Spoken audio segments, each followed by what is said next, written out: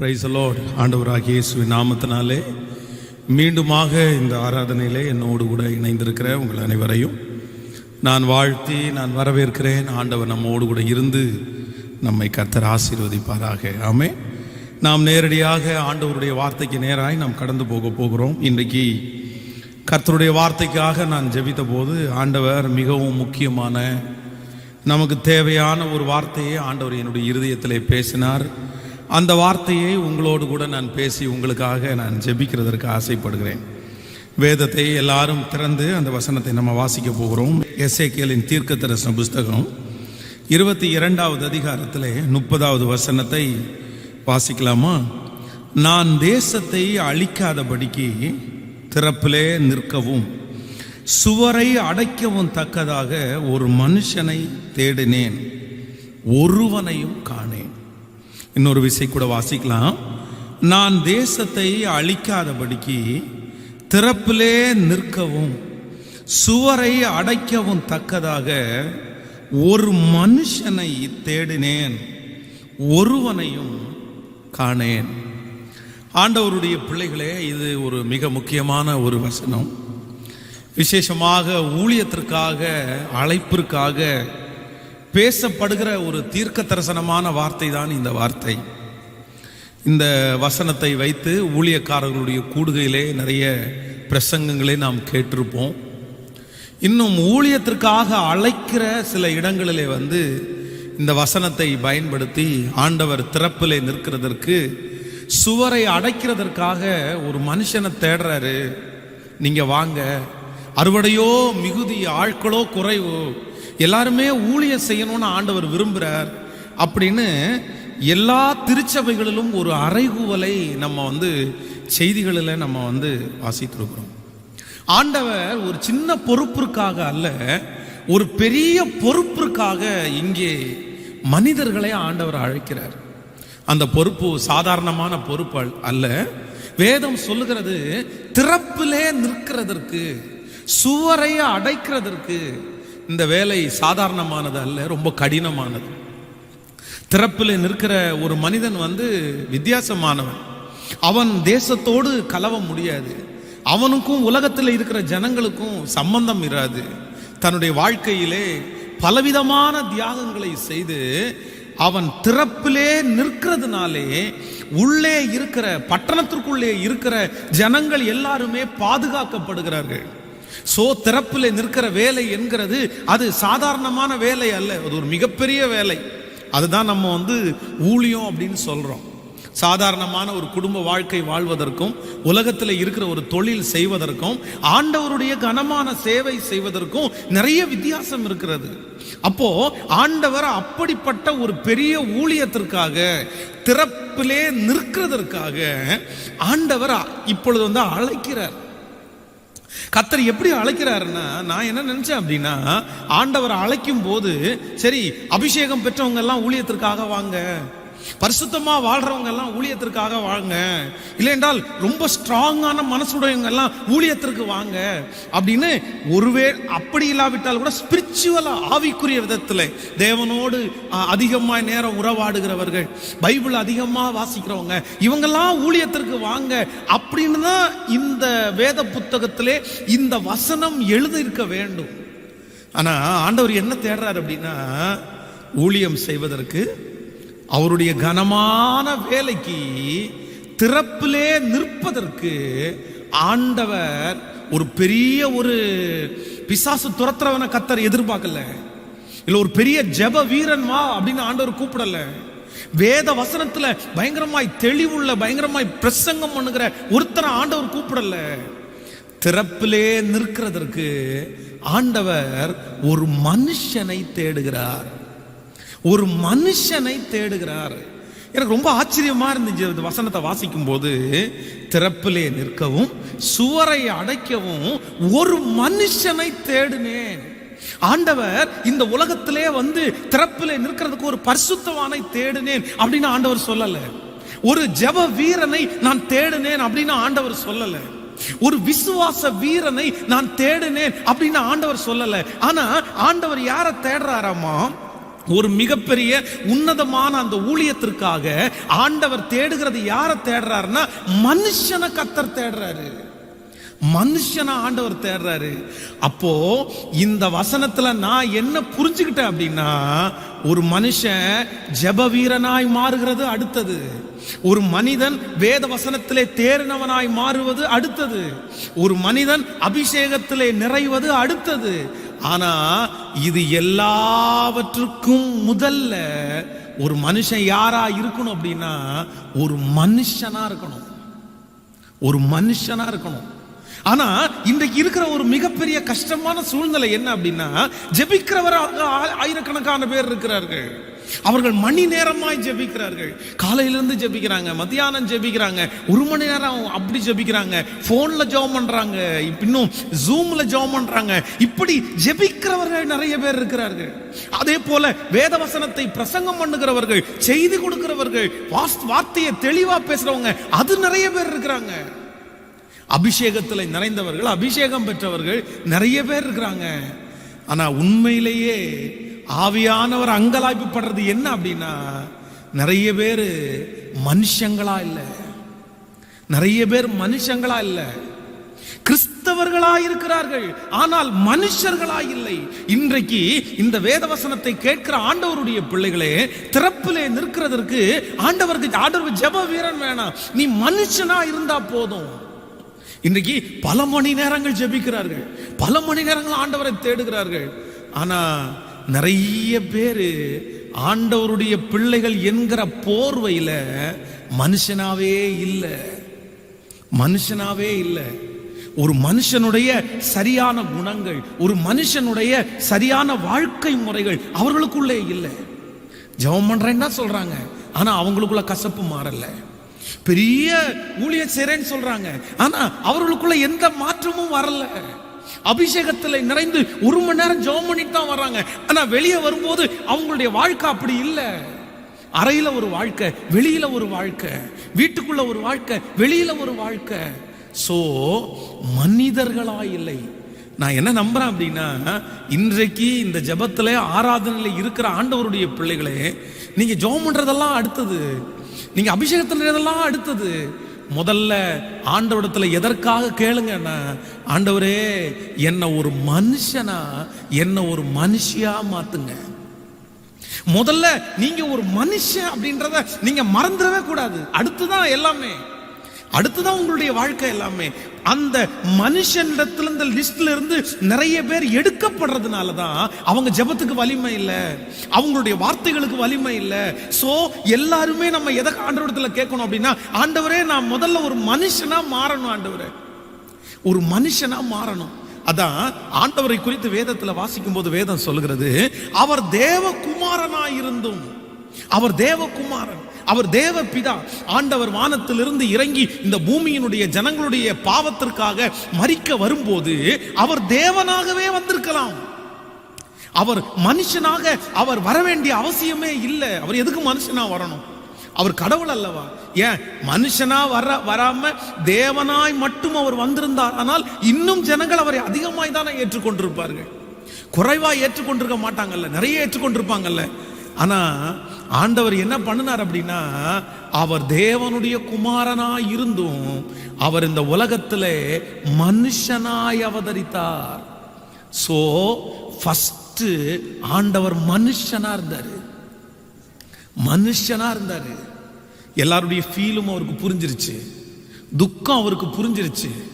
ஆறுதல் இல்லாத ஜனங்களை அவர் ஆறுதல் படுத்துறதற்கு அவர் கடந்து போனார். இதெல்லாம் எதற்கு அடையாளம் அப்படின்னா, அவர் மனுஷனாயிருந்தார். லாசருடைய வீட்டிலே போய் லாசரு மரித்து போன செய்தியை கேட்ட உடனே வேதம் சொல்லுகிறது, அவர் கண்ணீர் விட்டு அழுதார், அவர் துக்கப்பட்டார், அவர் அழுதார், அவருடைய மனசு கஷ்டமாயிருச்சு. ஏன் அப்படின்னா, அவர் தேவன் மட்டுமல்ல, அவர் தேவகுமாரன் மட்டுமல்ல, அவர் மனுஷனாயும் இருந்தார். சோ ஆனால் இன்றைக்கு ஆண்டவருடைய பிள்ளைகளை பொறுத்த வரைக்கும் நிறைய பேருக்கு எல்லாமே இருக்கு, ஆனா அவங்க மனுஷனா இல்ல, அவங்க மனுஷனா இல்ல. உங்க காணிக்க கொடுக்குறாங்க, ஆனா அவங்க மனுஷனா இல்ல. ஊழியம் செய்யறாங்க, ஆனா மனுஷனா இல்ல.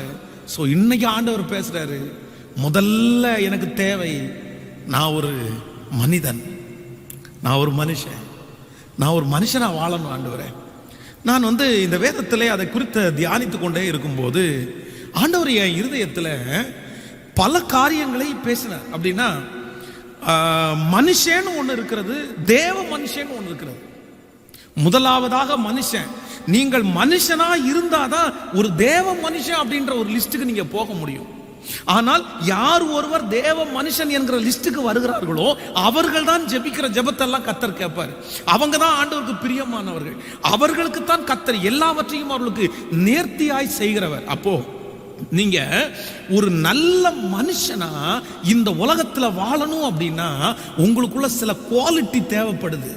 இன்றைக்கு ஒரு 3 காரியங்களை உங்களோடு கூட சொல்லி உங்களுக்காக ஜெபிக்க போறேன். அப்படின்னா வேதத்திலே நல்ல மனுஷன், அவனை அந்த மனிதனை குறித்து அவன் ஒரு பெரிய அபிஷேகம் பெற்றவன், அவன் வரங்கள் உள்ளவன், அவன் அப்படி இல்லைன்னா அவனை குறித்து ஒரு பெருமையாய் வேதம் எதையுமே பேசாம அவனை சாதாரணமான ஒரு நல்ல மனுஷனாக வேதத்திலே காண்பிக்கிறது.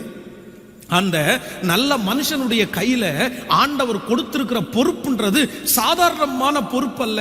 இந்த உலகத்திலேயே மிகப்பெரிய ஒரு பொறுப்பை ஆண்டவர் அவனுடைய கையில கொடுத்தாரு. சோ எனக்கு ரொம்ப ஆச்சரியமா இருந்துச்சு. அந்த மனுஷனை தியானிக்க என்னுடைய இருதயம் அப்படியே கொழுந்து விட்டு எரிஞ்சிச்சு. ஆண்டவர் இவனுடைய கையில இவ்வளவு பெரிய பொறுப்பை கொடுக்கிறதுக்கு என்ன காரணம்? ஏன் ஆண்டவர் அவனுக்கு கொடுத்தார்? அவன் ஒரு பெரிய அபிஷேகம் பெற்றவனோ, அவன் ஒரு பெரிய தீர்க்கதரிசியோ இல்லை என்றால் அவனை குறித்து வேறு எதுவும் சொல்லப்படாம இந்த மனுஷனுக்கு ஆண்டவர் இவ்வளவு பெரிய பொறுப்பை ஏன் கொடுத்தாரு அப்படின்னு நான் தியானிக்கும் போது நான் நம்புறேன், நல்ல மனுஷனிடத்திலே இருக்கிற 3 குணங்கள் அவனுடைய வாழ்க்கையில இருந்துச்சு. இன்னைக்கு அந்த மனிதனை குறித்து தான் நான் இன்னைக்கு உங்களோடு கூட பேசி உங்களுக்காக ஜெபிக்க போறேன். வாசிக்கலாம் வேதத்தை திறந்து. மத்தேயு எழுதின சுவிசேஷத்தை எல்லாரும் எடுத்துக்கொள்ளுங்கள். மத்தேயு எழுதின சுவிசேஷம் 1ஆம் அதிகாரத்திலே 19வது வசனத்தை நம்ம வாசிக்க போகிறோம். எல்லாரும் எடுத்துக்கொள்ளலாமா? மத்தேயு எழுதின சுவிசேஷம் ஸ்தோத்திரம் 1வது அதிகாரத்திலே 19வது வசனத்தை எல்லாரும் சேர்ந்து வாசிக்க போகிறோம். 1ஆம் அதிகாரம் 19வது வசனத்தை நம்ம வாசிக்க போகலாம். அவள் புருஷனாகிய யோசேப்பு நீதிமானாய் இருந்து அவளை அவமானப்படுத்த மனதில்லாமல் ரகசியமாய் அவளை தள்ளிவிட யோசனையாய் இருந்தான். ஆண்டவருடைய பிள்ளைகளே, இந்த உலகத்திலே ஆண்டவராகிய இயேசு கிறிஸ்து பிறப்பதற்கு ஒரு மிக முக்கியமான ஒரு காரணமாக ஆண்டவர் யாரை வச்சிருந்தார் அப்படின்னா இந்த யோசேப்பை ஆண்டவர் தெரிந்து கொண்டார். முதலாவதாக இந்த உலகத்திலே ஆண்டவராகிய இயேசு கிறிஸ்து பிறப்பிப்பதற்கு மரியாள் என்கிற ஒரு பாத்திரம், அந்த பாத்திரம் மிக முக்கியமான பாத்திரம். அதே போல இந்த உலகத்திலே ஆண்டவராகிய இயேசு கிறிஸ்து வருவதற்கு 2வது ஆண்டவர் தெரிந்து கொண்ட பாத்திரம் யார் அப்படின்னா இந்த யோசேப்பு என்கிற இந்த மனுஷனை தான் ஆண்டவர் 2வது தெரிந்து கொள்ளுகிறார். அவனை தான் அந்த மிகப்பெரிய பொறுப்பை கர்த்தர் அவன் கையிலே கொடுக்கிறார். ஏன் ஆண்டவர் கொடுத்தார் அப்படின்னா அவரை குறித்து சொல்லுகிறது நீதிமானாகிய ஒரு மனுஷன். ஒரு சாதாரணமான மனிதன் தான், ஆனால் அவன் ஒரு நீதிமான். ஸோ இவன்கிட்ட இருக்கிற அந்த கேரக்டரை குறித்து நம்ம ஒன்றுன்னா ஒரு 3 காரியத்தை நம்ம தியானிக்கலாம். அது நமக்கு மிகவும் பிரயோஜனமா இருக்கும். இந்த 3 காரியமும் எந்த தேவனுடைய பிள்ளைகளிடத்திலே இருக்கிறதோ அவர்கள் தான் மனுஷர்கள், அவங்க தான் மனுஷன். நம்பர் 1. முதலாவதாக அந்த 19வது வசனத்தை நம்ம வாசிக்கும் போது 1ஆம் அதிகாரம் 19வது வசனத்தை வாசிக்கும் போது வேதம் ரொம்ப அழகாய் சொல்லுகிறது. அவள் புருஷனாகிய யோசேப்பு நீதிமானாய் இருந்து அவளை அவமானப்படுத்த மனதில்லாமல் ரகசியமாய் அவளை தள்ளிவிட யோசனையாய் இருந்தான். கவனிங்க, இந்த விஷயம் நமக்கு எல்லாருக்கும் தெரிந்த விஷயம். இப்பொழுது மரியாள் பரிசுத்த ஆவியினாலே கர்ப்பம் தரிக்கிறாள். அப்போ இந்த விஷயம் யோசேப்புக்கு இப்ப தெரியல. உடனே இப்ப அவள் கர்ப்பவதியா இருக்கிறதை இவன் கேள்விப்படுகிறான். கர்ப்பவதியா இருக்கிறதை கேள்விப்பட்ட உடனே எப்பொழுது அதான் இவங்க 2 பேரும் திருமணத்திற்காக நிச்சயிக்கப்பட்டிருக்கிறார்கள். இந்த பொண்ணு தான் இவருக்கு, இந்த மாப்பிள்ளை தான் இவருக்கு அப்படின்னு இவங்களை நிச்சயித்திருக்கிறாங்க. நிச்சயமாகி இதுவரைக்கும் கல்யாணம் முடியல. கல்யாணம் முடியாத போது இப்போ அவனுடைய நியூஸ்ல அவனுடைய காதுகளுக்கு ஒரு செய்தி வருகிறது. யார் பெண் பார்த்து திருமணத்திற்காக நிச்சயிக்கப்பட்டிருக்கிறதோ அந்த பெண் கர்ப்பவதியா இருக்கிறாள். அந்த பொண்ணுடைய வயிற்றுல குழந்தை இருக்குது. நீங்க ஒரு நிமிஷம் நீங்க நினைச்சு பாருங்க, நம்மளால இதை எப்படி இந்த மாதிரி ஒரு காரியத்தை ரியாக்ட் பண்ண முடியும்? சமுதாயத்தில் யோசேப்புக்கு நல்ல பேர் இருக்கிறது. அவன் நீதிமானாய் இருக்கிறான் என்று சொன்னால் தான் நீதிமானாய் இருக்க வேண்டும் என்று எல்லாரும் அறிந்திருக்க வேண்டும் என்று அவன் நினைக்கிறான். எல்லாருக்கும் அது தெரியணும், எல்லாருக்கும் அது வேணும், கண்டிப்பா நம்ம நீதிமான்களா தான் இருக்கணும். அப்படிப்பட்ட ஒரு நல்ல குணமுடையவன் தன்னுடைய வாழ்க்கையிலே சாட்சியை விரும்புகிற ஒரு மனுஷன்,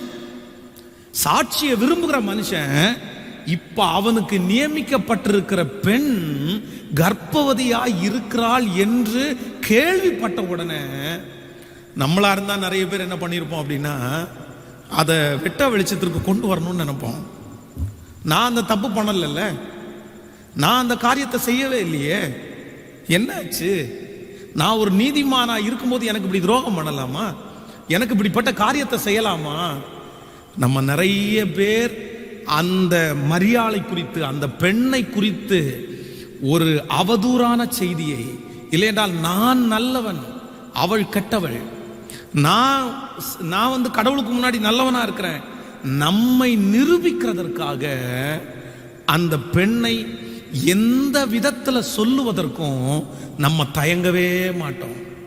ஆனா ஆண்டவர் இந்த இடத்துல ரொம்ப அழகா எழுதி வைத்திருக்கிறார். இந்த நீதிமானாகிய யோசேப்பு அவர்களை அவமானப்படுத்துவதற்கு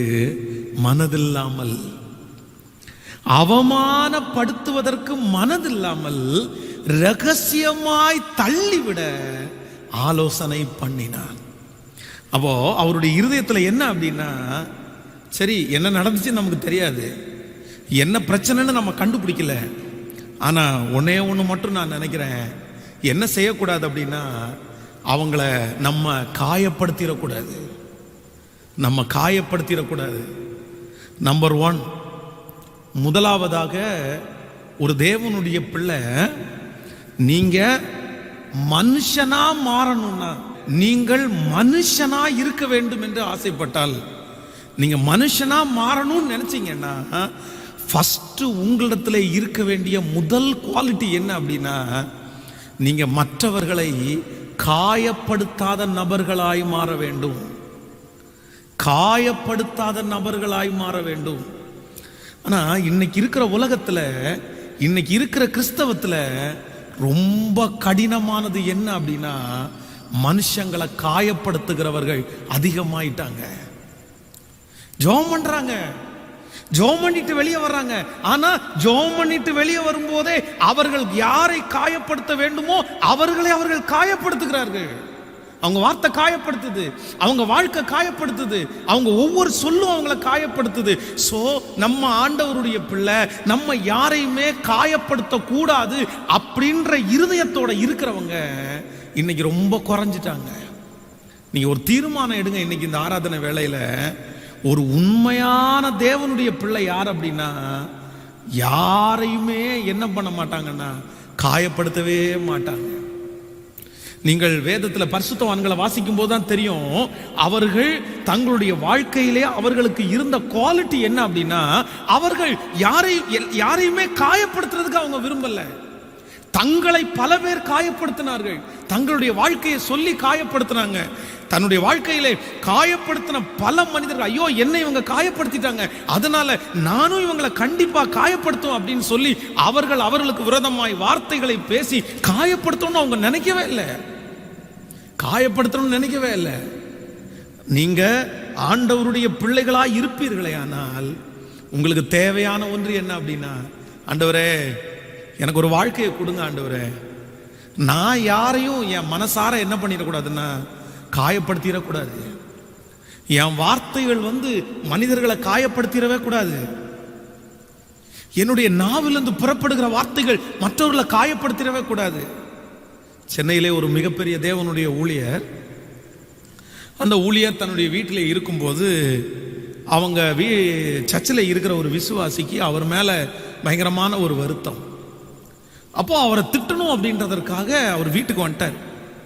வீட்டுக்கு வந்து வாசல்ல நின்று பாஸ்டர் வெளியே வர சொல்லி அவர் கத்துறாரு.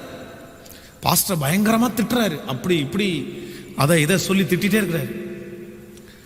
அப்போ இவர் திட்டிகிட்டே இருக்கும்போது திடீர்னு பார்த்தீங்க அப்படின்னா இந்த தொண்டை அவருக்கு அடைக்குது, அந்த தொண்டை கட்டுது. அவரால் அடுத்து பேச முடியல. பாஸ்டருடைய கண்ணில் அப்படியே கண்ணீர் நிறைஞ்சிருக்குது. இது நடந்த சம்பவம். பாஸ்டர் உள்ள பாஸ்டர் அம்மாவை கூப்பிடுறாரு. கூப்பிட்டு என்ன சொல்றாரு அப்படின்னா, ஏமா பிரதருக்கு தொண்டை கட்டுதுமா, கொஞ்சம் ஒரு டம்ளர் சுடுதண்ணி கொடுத்துருமா, பிரதருக்கு தொண்டை கட்டுது, ஒரு டம்ளர் சுடுதண்ணி கொடு. உடனே அந்த பாஸ்டர் அம்மா ஒரு டம்ளர் சுடுதண்ணி எடுத்துக்கொண்டு கொடுக்குறாங்க. குடிங்க பிரதர். இவருடைய கண்ணில் அப்படியே தார தாரையா கண்ணீர் கொட்டுது. அப்போ நான் நம்புறேன், நீதிமான் யார் தெரியுமா? ஒரு மனுஷன் யார் தெரியுமா? யாரையுமே காயப்படுத்தாதவங்க தாங்க மனுஷன்.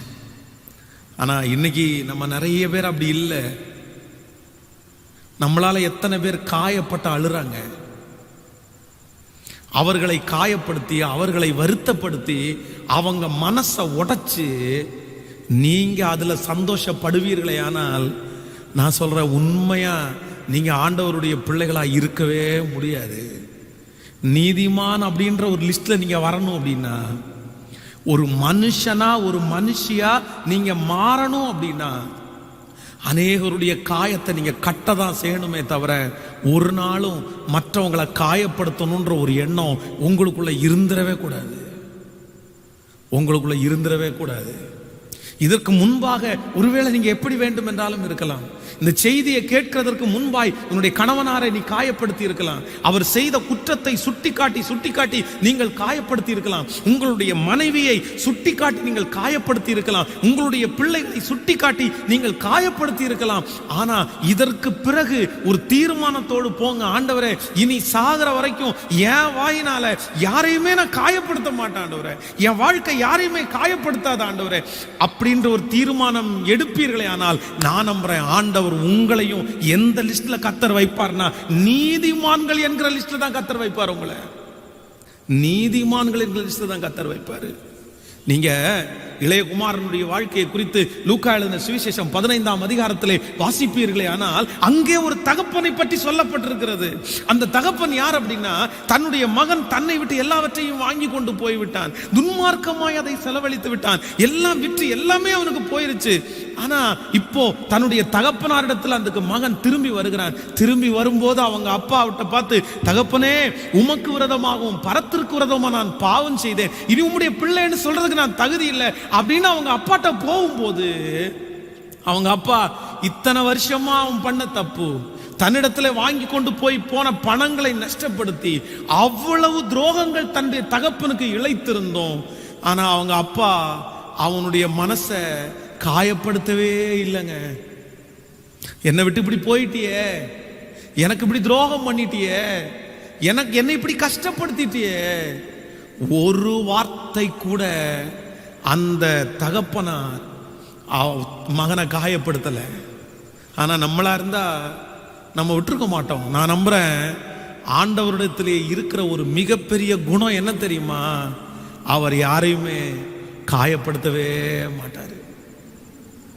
ஆனா நம்ம நிறைய பேர் ஜெபம் பண்றோம்ல, நம்ம நிறைய பேர் காணிக்கை கொடுக்கிறோம்ல, நம்ம நிறைய பேர் சர்ச்சில் முக்கியமானவர்களா இருக்கிறோம்ல, நம்மளை கேட்டா நம்ம ஆண்டவருடைய பிள்ளைங்க அப்படின்னு நெஞ்ச தட்டிக்கிறோம்ல. ஆனா உங்க மனசுக்குள்ளேயே யாரையோ ஒருத்தரை காயப்படுத்தணுன்றதற்காக காயப்படுத்துற மாதிரி இந்த வார்த்தையை சொன்னாதான் இவங்க காயப்படுவாங்கன்னு சொல்றதுக்காக அந்த வார்த்தையை நீங்க பிளான் போட்டு திட்டம் போட்டு நீங்க யோசிச்சு வைக்கல.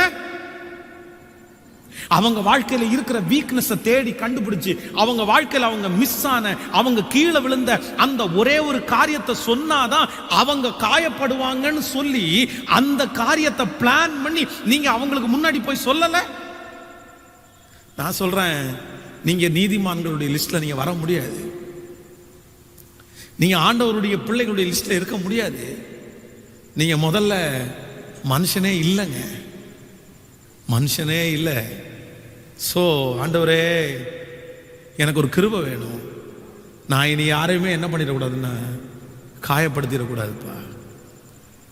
நீங்கள் வேதத்தில் எனக்கு ரொம்ப பிடிச்ச ஒரு வசனத்தை நாங்கள் வாசிக்கும் போது, யோவான் எழுதின சுவிசேஷத்தை எடுத்துக்கொள்ளுங்கள். யோவான் எழுதின சுவிசேஷம் 8ஆம் அதிகாரத்தை எடுத்துக்கொள்ளலாம். யோவான் எழுதின சுவிசேஷம் 8ஆம் அதிகாரத்திலே 3வது வசனத்தை நம்ம வாசிக்க போகிறோம். யோவான் 8வது அதிகாரத்திலே 3வது வசனத்திலிருந்து வாசிக்கலாம். அப்பொழுது விபச்சாரத்திலே கண்டுபிடிக்கப்பட்ட ஒரு ஸ்திரீயை வேதபாரகரும் பரிசேயரும் அவரிடத்தில் கொண்டு வந்து அவளை நடுவே நிறுத்தி, போதகரே, இந்த ஸ்திரீ விபச்சாரத்தில் கையும் மெய்யுமாய் பிடிக்கப்பட்டாள். இப்படிப்பட்டவர்களை கல்லறிந்து கொல்ல வேண்டும் என்று மோசே நியாயப்பிரமாணத்தில் நமக்கு கட்டளையிட்டிருக்கிறாரே, நீர் என்ன சொல்லுகிறீர் என்றார்கள். அவள் மேல் குற்றம் சுமத்துவதற்காக காரணம் உண்டாக்கும் பொருட்டு அவரை சோதிக்கும்படி இப்படி சொன்னார்கள். இயேசுவோ குனிந்து விரலினால் தரையிலே எழுதினார். அவர்கள் ஓயாமல் அவரை கேட்டுக்கொண்டிருக்கையில் அவர் நிமிர்ந்து பார்த்து, உங்களில் பாவம் இல்லாதவன் இவள் மேல் முதலாவது கல்லறியவான் என்று சொல்லி அவர் மறுபடியும் குனிந்து தரையிலே எழுதினார். அவர்கள் அதை கேட்டு தங்கள் மனசாட்சியிலே கடிந்து கொள்ளப்பட்டு பெரியோர் முதல் சிறியோர் வரைக்கும் ஒவ்வொருவராய் போய்விட்டார்கள். இயேசு தனித்திருந்தார். அந்த ஸ்திரீ நடுவே நின்றாள். இயேசு நிமிர்ந்து அந்த ஸ்திரீயை தவிர வேறு ஒருவரையும் காணாமல், ஸ்திரீயே, உன்மேல் குற்றம் சாட்டினவர்கள் எங்கே? ஒருவனாயிலும் உன்னை ஆக்கணிக்குள்ளாக தீர்க்கவில்லையா என்றார். அதற்கு அவள், இல்லை ஆண்டவரே என்றாள். இயேசு அவளை நோக்கி, நானும் உன்னை ஆக்கணிக்குள்ளாக தீர்க்கிறதில்லை, நீ போ, இனி பாவம் செய்யாதே என்றார். கவனிங்க ஆண்டவருடைய பிள்ளைகளே, இந்த இடத்துல என்னுடைய ஆண்டவருடைய சுபாவம் என் இருதயத்தை ரொம்ப அப்படியே சந்தோஷப்படுத்திருச்சு. ஒரு ஸ்திரீயை விபச்சாரத்திலே பிடிக்கப்பட்டு கொண்டு வந்து நிறுத்துறாங்க. ஆண்டவர் மேலே குற்றம் சுமத்தும்படியாய் கொண்டு வந்து நிறுத்துறாங்க. அப்போ ஆண்டவர் அவங்கள பார்த்து கேட்குறாரு, சரி, உங்களில் பாவம் இல்லாதவன் முதலாவது கல்லறியட்டும் அப்படின்னு சொல்றாரு. எல்லாரும் தங்களுடைய மனசாட்சியிலே அப்படியே குத்துண்டு அப்படியே அந்த கல்லுகளை எல்லாம் போட்டுட்டு போறாங்க. இப்போ அந்த ஸ்திரீ மட்டும் நிற்கிறாங்க. என் ஆண்டவர் நினைச்சா அவளை எந்த விதத்திலையானாலும் காயப்படுத்தி இருக்கலாம். என்ன நீ இப்படி நடக்கிற, இப்படியா வாழ்றது? ஒரு பொண்ணு நல்லா வாழ வேண்டாம்? ஒரு உணர்வு இல்லை? இப்ப எல்லாரும் என்கிட்ட நிக்கிறாங்கல்ல, எல்லாரும் இப்படி உன்னை குற்றப்படுத்துற அளவுக்கு ஒரு வாழ்க்கை வாழ்ந்திருக்கிறீங்க. ஆண்டவரை பொறுத்த வரைக்கும் அந்த சகோதரியை திட்டுவதற்கு, அந்த சகோதரி இடத்துல சொல்லுவதற்கு சகல உரிமையும் ஆண்டவரிடத்துல இருக்கிறது. ஆனா ஆண்டவர் அவளை பார்த்து கேட்கிறாரு, ஒருத்தருமே உன்னை குற்றவாளியா தீர்க்கலையா?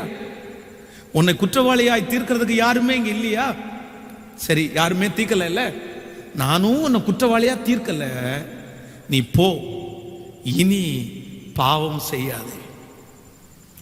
அந்த ஒரே ஒரு வார்த்தை அவ வாழ்க்கை முழுவதும் மாற்றி போட்டு ஆண்டவருக்கு பணிவிடை செய்கிறவளாய் மாறினாள். ஆண்டவருக்கு பணிவிடை செய்கிறவளாய் மாறினாள். சோ தான் காயப்படுத்துவதற்கு தகுதி உள்ளவராய் இருந்தும், தான் காயப்படுத்துறதற்கு முடிந்தும், என் ஆண்டவராகிய இயேசு கிறிஸ்து அவளை என்ன பண்ணலைன்னா காயப்படுத்தவே இல்லைங்க, காயப்படுத்தவே இல்லை. பிரதர், ஏசப்பாவுடைய குணம் உங்களுக்குள்ள இருக்கா? சிஸ்டர், ஏசப்பாட்ட குணம் உங்களுக்குள்ள இருக்கா? நீங்க அவங்களுக்கு உதவி செய்ய வேண்டாம் சிஸ்டர். உங்கள்கிட்ட பணம் கேட்க வந்தவர்களுக்காக நீங்க உதவி செய்ய வேண்டாம். உங்கள்கிட்ட உதவி கேட்க வந்தவர்களுக்காக நீங்கள் உதவி செய்ய வேண்டாம். ஆனா அட்லீஸ்ட் நான் சொல்றேன், நீங்க அவங்கள காயப்படுத்தாமலாவது இருக்கலாம்ல. உங்கள்கிட்ட அவங்க உதவிக்கெல்லாம் வந்தாங்க, உங்கள்கிட்ட அவங்க ஹெல்ப் எல்லாம் கேட்டாங்க, என்னால முடியலங்க அப்படின்னு சொல்லி அனுப்பியிருக்கலாமே. ஆனா அவங்க உதவி கேட்க வரும்போது, அவங்க தாழ்ந்து வரும்போது அவங்கள குத்தி காமிச்சு, நீ சரியில்லை, நீ அப்படி போனதுனால தான் இப்படி ஆயிடுச்சு, நீ இப்படி நடந்ததுனால தான் இப்படி ஆயிடுச்சு, உன் தலை மேல சாபம் இருக்குது, உனக்கு அப்படியெல்லாம் நடக்குது, நீ சோம்பேறி, நீ என்னைக்குனாலும் அப்படிதான் போவ அப்படின்னு காயப்படுத்துகிற ஒரு வார்த்தைகள் உங்களுடைய வாயிலிருந்து புறப்படுமையானால், நான் சொல்றேன், நீங்க நீதிமான்கள் என்கிற லிஸ்ட்ல நீங்க ஒரு நாளும் வரவே முடியாது. பொதுவா சொல்றேன், நீங்க மனுஷனே இல்லைன்ற. இல்ல யாரையுமே காயப்படுத்தாத ஒரு வாழ்க்கை. ஹல்லேலூயா. இது யோசேப்பை குறித்து வாசிக்கும் போது வேதம் சொல்லுது, அவனும் அப்படிதான் யாரையுமே காயப்படுத்துறதுக்கு விரும்பல. தாவீதை குறித்து வேதத்துல வாசிக்கிறோம், அவரும் அப்படிதான் யாரையுமே காயப்படுத்துறதுக்கே விரும்பல. எத்ரோ என்கிற ஒரு மனுஷனை குறித்து வேதம் சொல்லுகிறது, இந்த மோசையினுடைய மாமனார் தன்னுடைய பொண்ணை திருமணம் பண்ணிட்டு பாதி வழியில தன்னுடைய பொண்ணை அனுப்பி விட்டாரு. தன்னுடைய பொண்ணை குறித்து யோசிக்கவே இல்லை மோசை, தன்னுடைய மனைவியை குறித்து யோசிக்கவே இல்லை. ஆனா தன்னுடைய பொண்ணும் கணவனாரும் பிரிஞ்சிருக்க கூடாதுன்னு சொல்லி எத்ரோ அந்த பிள்ளைய அவ்வளவு தூரத்துல இருந்து கொண்டு வர்றாரு. கொண்டு வந்தவங்கள பாக்குறது கூட மோசைக்கு டைம் இல்லை. ஆனா ஒரு விதத்துல கூட எத்ரோ தன்னுடைய மருமகனை காயப்படுத்தவே இல்லை. உனக்கு எதுக்கு பொண்ணு கட்டி கொடுத்த? நீ ஊர்ல வந்து அனாதையா வந்த, நான் உனக்கு ஒரு பொண்ணை கொடுத்தேன்ல, அந்த பொண்ணை நல்லா வச்சு பார்க்க வேண்டாமா? நீ பெரிய உத்தியோகம் பார்க்குற, பெரிய பாஸ்டரா இருக்கிற, பெரிய ஊழியம் செய்யற, ஊழியம் செஞ்சா மட்டும் போதுமா? பாஸ்டரா இருந்தா மட்டும் போதுமா? கட்டின பொண்டாட்டியை பார்க்க வேண்டாமா? ஒருவேளை உலகத்திலே இருக்கிற மனிதர்களாய் இருப்பார்களே ஆனால் அதைத்தான் அவர்கள் சொல்லி இருப்பார்கள். ஆனா எத்ரோ மோசையை காயப்படுத்தினதா வேதம் சொல்லவே இல்லை. அதற்கு மாறா சொல்றாரு, நீர் இவ்வளவு பாரத்தை சுமந்தா நீ சோர்ந்து போவீர், நீ ரொம்ப காலம் அந்த ஊழியத்தை செய்ய முடியாது. அதனால ஒண்ணு பண்ணுங்க, உங்களுக்குன்னு லீடர்ஸை ஏற்படுத்தி அவங்களை அபிஷேகம் பண்ணி அவங்க காரியங்களை விசாரிக்கட்டும், முக்கியமான காரியங்களை நீங்க விசாரிங்க அப்படின்னு ஒரு ஆலோசனை சொல்றாரு. அந்த ஆலோசனையை ஏற்றுக்கொள்றதற்கு ஆண்டவரும் பர்மிஷன் கொடுக்கிறாரு. உன் மாமனார் சொன்னதை கேட்கணும் அப்படிலாம் சொல்லல, அதை செய்யணும் ஆண்டவர் சொன்னாரு. அது கர்த்தருடைய பார்வைக்கு அது அது தகுந்ததாய் கண்டது. அப்போ இன்றைக்கு இந்த ஜெபத்தில் இருக்கிற ஆண்டவருடைய பிள்ளையே, நீங்க மனுஷனா மாறணும் அப்படின்னா, நீங்க நீதிமான்கள் என்ற லிஸ்ட்ல கர்த்தருக்கு முன்னாடி நிற்கணும்னு நினைச்சீங்க அப்படின்னா, நீங்க ஃபர்ஸ்ட் செய்ய வேண்டியது என்ன அப்படின்னா, இதுவரையில் நீங்க எத்தனை பேரை காயப்படுத்துறீங்கன்னு தெரியல, ஆனா இனி ஆண்டவருடைய சமூகத்தில் சொல்லுங்க, ஆண்டவரே நான் யாரையுமே காயப்படுத்தாத ஒரு வாழ்க்கைய எனக்கு தாங்க ராஜா. அவங்களுடைய காயத்தை கட்டுவதற்கு முயற்சி எடுக்கிறவர் தான் உண்மையான தேவனுடைய பிள்ளை. உண்மையிலே பலிபீடத்திலிருந்து ஆண்டோட பிள்ளையை சொல்றேன், காரணமே இல்லாம அப்படின்னா நான் அவங்களை காயப்படுத்தல, எந்த விதத்திலும் அவர்களை நான் காயப்படுத்தணும்னு நினைக்கவும் இல்லை.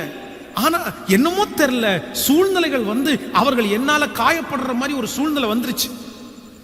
அவங்க வந்து காயப்பட்டாங்க போல, தெரியாம நான் காயப்படுத்தல, ஆனா அவங்க மனசுலயே இவங்களால நம்ம காயப்பட்டுட்டோம் அப்படின்ற ஒரு எண்ணம் அவங்களுக்குள்ள வந்துருச்சு. ஆனா அந்த எண்ணத்தை அழிப்பதற்காகவே பல நாட்கள் போராடினவன் நான். இல்ல, நம்மளால ஒரு மனுஷன் வருத்தப்படக்கூடாது, நம்மளால ஒரு மனுஷன் காயப்படக்கூடாது.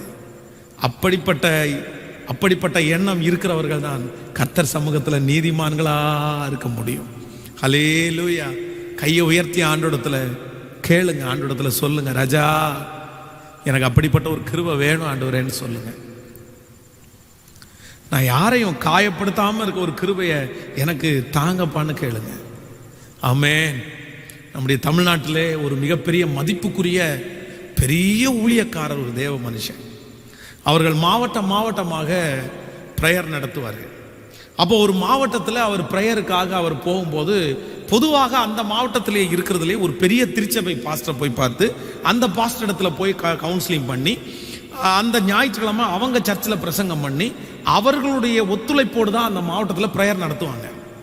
அப்போ இவர் அவருடைய டீமை வந்து அனுப்பி விடும்போது அந்த மாவட்டத்தில் இருக்கிற ஒரு பெரிய ஊழியக்காரர் இவரை குறித்து ரொம்ப தப்பாக பேசியிருக்கிறாங்க. என்ன, எதுக்கு இந்த ஊருக்கெல்லாம் அவன் வரான், அவங்க வந்து ரொம்ப மோசமான ஆள், அவர் பொய்க்காரரு, அவரெல்லாம் என் ஊரில் வர்றதுக்கு வந்து நான் விரும்பலை அப்படின்னு எல்லாம் சொல்லி, நாங்கள் எந்த கோஆப்ரேட் பண்ண மாட்டோம், நீங்கள் வேணால் பண்ணுறதை பண்ணிட்டு போங்க அப்படின்னு சொல்லி அனுப்பிவிட்டார். ஆனால் இந்த விஷயத்தை வந்து அந்த தேவ மனுஷனிடத்தில் அவங்களுடைய டீம் சொல்கிறாங்க, ஐயா நான் இந்த மாதிரி போய் அவரை பார்த்து பேசணும், அவர் வந்து இந்த மாதிரி சொல்லிட்டாரு, நீங்கள் களத்தீர்க்க தரிசனம் சொல்கிறீங்க அப்படின்னலாம் சொல்லிட்டாரு, அவரால் எந்த ஹெல்ப்பும் பண்ண முடியாது, நீங்கள் வேணால் பண்ணிக்கிங்கன்னு சொல்லிட்டாரு. அப்படியா ஓகே அப்படின்னு சொல்லிட்டு டீ குடிச்சிட்டு அவன் எதுவுமே காமிக்காமல் போயிட்டாராமா. அந்த குறிப்பிட்ட நாள் வந்தது, கன்வென்ஷன் ஒழுங்குபடுத்தப்பட்டது, அந்த ஊரில் ஸ்டேஜ் போட்டிருக்காங்க. அந்த ஸ்டேஜில் வந்து முதல் வார்த்தை அந்த பரிசுத்தவான் எழுமின்னு என்ன சொன்னார் தெரியுமா? அந்த குறிப்பிட்ட அந்த நபருடைய பெயரை சொல்லி, அவர் இந்த பட்டணத்தில் அவர் தான் பெரிய ஊழியக்காரர், அவர்தான் ஆயிரக்கணக்கான பேரை ஆயத்தப்படுத்தி இருக்கிறார். அவருடைய தியாகம் ரொம்ப பெருசு. அந்த பரிசுத்தவான் நின்ன இந்த மண்ணில், அந்த பரிசுத்தவானுடைய தரிசனம் பெற்ற இந்த ஊர்ல நான் இந்த மேடையில் நிற்கிறதுக்கு நான் ரொம்ப பெருமைப்படுறேன். நான் அல்ல, அவருடைய கரையந்தான் இந்த பட்டணத்தில் ஒரு பெரிய எழுப்புதலை கொண்டு வந்திருக்குது அப்படின்னு சொல்லிட்டு தன்னுடைய செய்தியை ஆரம்பித்தாராம். கூட இருந்தவங்க அத்தனை பேரும் அப்படியே ஷாக் ஆயிட்டாங்களாம். ஒரு நிமிஷம், சே இதுதாயா தேவ மனுஷன், இதுதாயா தேவனுடைய பிள்ளை, இதுதாயா ஒரு நீதிமான், இதுதான் நீதிமான், இதுதான் மனுஷன். நம்மளா இருந்தா என்ன பண்ணிருப்போம்? அப்படி காயப்படுத்தின மனுஷனை எப்படி காயப்படுத்தியிருப்போம்? எப்படியெல்லாம் காயப்படுத்தியிருப்போம்? இல்ல, நீதிமானுடைய முதல் குவாலிட்டி, மனுஷனுடைய முதல் குவாலிட்டி யாரையுமே காயப்படுத்தாத ஒரு வாழ்க்கை. யாரையுமே, இந்த செய்தி யாரோ ஒருத்தருக்கு ஆண்டவர் பேசுறாரு. ஆனா நான் உங்களை ப்ளீஸ் தயவு செய்து சொல்றேன், நீங்க யாரை காயப்படுத்துறீங்களோ, உங்க அம்மாவா இருக்கலாம், உங்க அப்பாவா இருக்கலாம், யாரா இருந்தாலும் இந்த செய்தி முடிக்கும் போது தயவு செய்து உங்களுடைய நீங்க படுத்தின காயத்திற்கு நீங்க தான் கட்டு போடணும். நீங்க தானே அவங்கள காயப்படுத்துனீங்க. சரி, அவங்கள காயத்தை ஆற்றிருங்க. சரி, அவங்களுக்கு ஒரு சாரியாவது சொல்லுங்க, நான் உன்னை காயப்படுத்திட்டேன், இனி உன்னை காயப்படுத்த மாட்டேன். இனி அவர்களுக்கு எதிராய் பேசுவது, அவர்களை வைத்து கொண்டு பேசுவது, இல்லைன்னா அவர்களை குறித்து மற்றவங்களிடத்துல பேசுறது, அவங்க காயப்படுற மாதிரி நடந்துக்கிறது வேண்டவே வேணாம். அது ஒரு ஆண்டவருடைய பிள்ளைக்கு தகவே தகாது. உங்களை 1000 பேர் காயப்படுத்தலாம், ஆண்டவருடைய பிள்ளையே உங்களை நிறைய பேர் காயப்படுத்தலாம். என்னை இப்படியெல்லாம் காயப்படுத்துறாங்களே, நான் சொல்றேன், ஆண்டவருடைய பிள்ளை உங்களை காயப்படுத்த கர்த்தர் உங்க காயங்களை கட்டிட்டே இருப்பாங்க. நீங்க எந்த அளவுக்கு காயப்படுகிறீர்களோ அந்த அளவுக்கு நிறைய பேருடைய காயங்களை கட்ட போகிறீர்கள் என்கிறத நீங்க மறந்துடாதீங்க. உங்களை மனுஷங்க காயப்படுத்தட்டும், நல்லதுதான். என் வாழ்க்கையில நான் நம்புறேன், இத்தனை வயதிற்குள்ளே என்னை காயப்படுத்தினவர்கள் ஆயிரக்கணக்கான பேர். ஆனா நான் எவ்வளவு தூரம் காயப்பட்டேனோ அவ்வளவு தூரம் அநேகருடைய காயத்தை ஆற்றுவதற்கு ஆண்டவர் என்னை பயன்படுத்துறதை நான் பார்க்கிறேன். சோ நான் காயப்படுறது கெட்டதுக்கு அல்ல, அநேகருடைய காயத்தை ஆற்றுவதற்கு. அதனால ஊர்ல இருக்கிற யார் வேணாலும் நம்மளை காயப்படுத்தலாம், யார் வேணாலும் அசுத்தமா பேசலாம், ஆனா நீங்க யாரையும் காயப்படுத்திடாதீங்க. சமீப காலத்தில் ஒரு இடத்துல போய் நிற்கும் போது ஒருத்தர் என்னை பார்த்து சொல்றாரு, அப்படியே ரொம்ப அசால்ட்டா, அப்படியே சீப்பா, உங்களுக்கு என்ன, அடுத்தவங்களுடைய பணத்தை வாங்கி நீங்க சாப்பிட்றீங்க அப்படின்னு சொல்றாரு. எப்படி இருக்கும் பாருங்களேன், அடுத்தவங்களுடைய பணத்தை வாங்கி நீங்க சாப்பிட்டு ஜாலியா இருக்கிறீங்க, உங்களுக்கு என்ன அப்படின்றாரு. முன்னாடி அவ்வளோ பழக்கமான நபர், அவ்வளோ தெரிஞ்ச நபர் அப்படி சொல்றாரு. உடனே எனக்கு அப்படியே ஒரு மாதிரி வந்துச்சு, ஒரு மாதிரி கஷ்டமா இருக்கு. உடனே ஆண்டவருடைய சமூகத்தில் ஓகே, ரைட் ஆமென். அப்போ அவர் சொல்லிட்டு இருக்கிறத பார்த்துட்டு அவர் கூட இருக்கிற ஒருத்தர் திட்டுறாரு, பிடிச்சி, என்னடா பேசிட்டு இருக்கிற, தேவையில்லாம பேசாத, ஃபாதர்கிட்ட எப்படி பேசணுமோ அப்படி பேசு அப்படின்னு அவர் திட்டுறாரு. ஆனா நான் ஒரு வார்த்தையுமே சொல்லலை. அவங்கள விசாரிச்சு அவங்கள ஒரு காயமும் படுத்தாம நான் வெளியே வந்தேன். ஆனா நான் நம்புறேன், அவர்கள் என்னை காயப்படுத்தும் போது நான் நினைப்பேன், அந்த காயங்கள் தான் அநேகருடைய காயத்தை கட்டுவதற்கு மருந்தாய் வெளிப்படுகிறது. ஆமென். என்ன யார் வேணாலும் காயப்படுத்தலாம், ஆனா நான் யாரையும் என்ன பண்ண மாட்டேன்னா, யோசேப்பை குறித்து வேதம் சொல்லுகிறது, அவனுடைய சகோதரர்கள் அவனை படுத்தின காயம் கொஞ்சம் அல்ல, நிறைய காயப்படுத்தினார்கள். இதோ சொப்பனக்காரன் வருகிறான், காயப்படுத்தினார்கள். அவனை எத்தனையோ காயப்படுத்தின போதிலும், ஆனா யோசேப்பு தன்னுடைய சகோதரர்களை ஆதரித்து அவர்களுக்கு சாப்பாடை கொடுத்து ஊரை கொடுத்து அவங்கள சுகமாதான் வச்சிருந்தானே தவிர அவங்கள காயப்படுத்தவே இல்லை. ஈசாக்கை குறித்து வேதத்திலே வாசிக்கிறோம், அவனை வெறுத்து பகைத்து ஒதுக்கினார்கள். இப்பொழுது அவனிடத்திலே வருகிறார்கள், அவன் சொல்றான், என்னை இவ்வளோ காயப்படுத்திட்டீங்களேப்பா, இவ்வளோ காயப்படுத்திட்டீங்களே. இல்ல தெரியாம காயப்படுத்தி, ஓகே. அவர்களை குறித்து வேதம் சொல்லுது, ஈசாக்கு அவர்களுக்கு விருந்து பண்ணினான். சோ இன்றைக்கு தீர்மானம் எடுப்போமா? ஆண்டவர் உள்ளத்துல பேசுறாரா? சொந்த மனைவியை காயப்படுத்துற புருஷனை, சொந்த கணவனாரை காயப்படுத்துகிற மனைவியை இல்ல, காயப்படுத்தவே கூடாது. ஆமென், ஹல்லேலூயா. நம்பர் 2, இரண்டாவதாக, ஒரு நீதிமான் அப்படின்றவங்க யாரு, இல்லைன்னா மனுஷன் அப்படின்றவங்க யாரு அந்த அவங்களுடைய இருக்கிற குவாலிட்டி என்ன அப்படின்றதை குறித்து ஒரு வசனத்தை கூட நம்ம வாசிக்க போகிறோம். அதே அதிகாரத்தில் நம்ம 1ஆம் அதிகாரம், மத்தேயு எழுதின சுவிசேஷம் 1ஆம் அதிகாரத்திலே 25வது வசனத்தை குறித்து வாசிக்க போகிறோம். இந்த மனுஷனை குறித்து 2வதாக ஒரு காரியத்தை நம்ம பார்க்க போகிறோம். 1ஆம் அதிகாரத்திலே 25வது வசனத்தை நம்ம வாசிக்க. அவன் 24, 25 வாசிக்கலாம். யோசேப்பு நித்திரை தெளிந்து எழுந்து கர்த்தருடைய தூதன் தனக்கு கட்டளையிட்டபடியே தன் மனைவியை சேர்த்து கொண்டு அவள் தன் முதற் பேரான குமாரனை பெருமளவும் அவளை அறியாதிருந்து அவருக்கு இயேசு என்று பெயரிட்டான். நன்றாய் கவனிங்கள். இன்னொரு விஷயம் கூட வாசிக்கலாம்.